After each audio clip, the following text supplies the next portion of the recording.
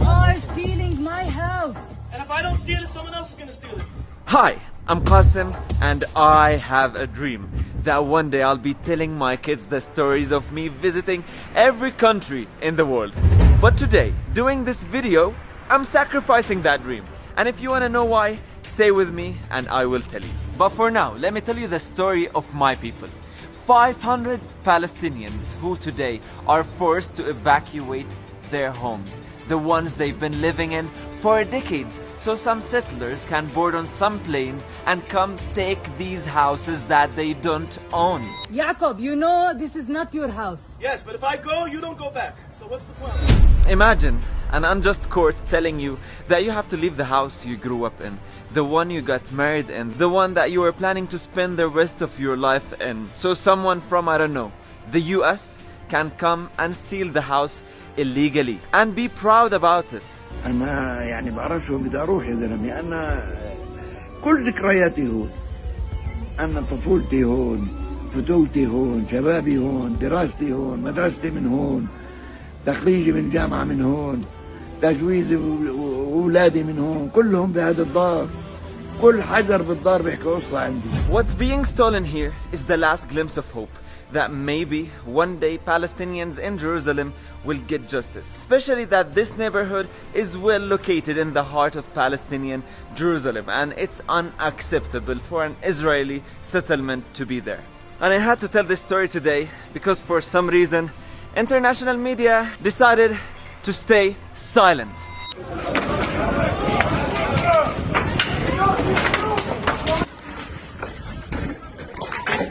So, Israel claims that before 1948, these lands and houses belonged to Jews. And court has decided that the claim is right. But are you really serious, dear court? Before 1948, Palestinians, Muslim and Jews lived peacefully together. نحن فلسطينيون يهود ونريد أن نعيش تحت الحكم الفلسطيني. And no Palestinian would take the land or house of another Palestinian or human. That's only what Israel does, not us. But if you're actually serious, how about you give my grandfather back his house in Jaffa, the one he lost in 1948?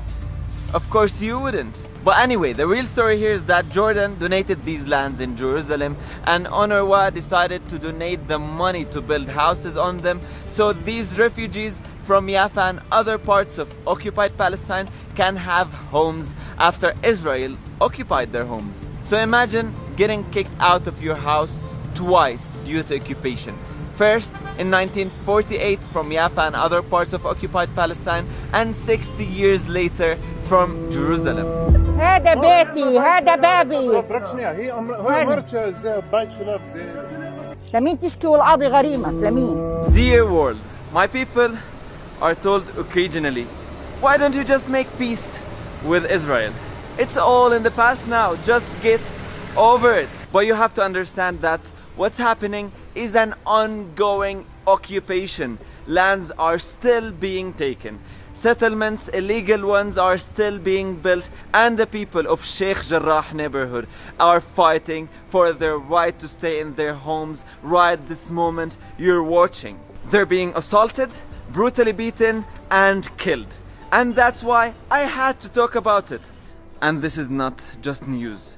You can easily follow and see what's happening live if you go on some accounts on Instagram of the people who are living there. I can see live what's happening there, and you can easily see the brutality of the Israeli army and forces. And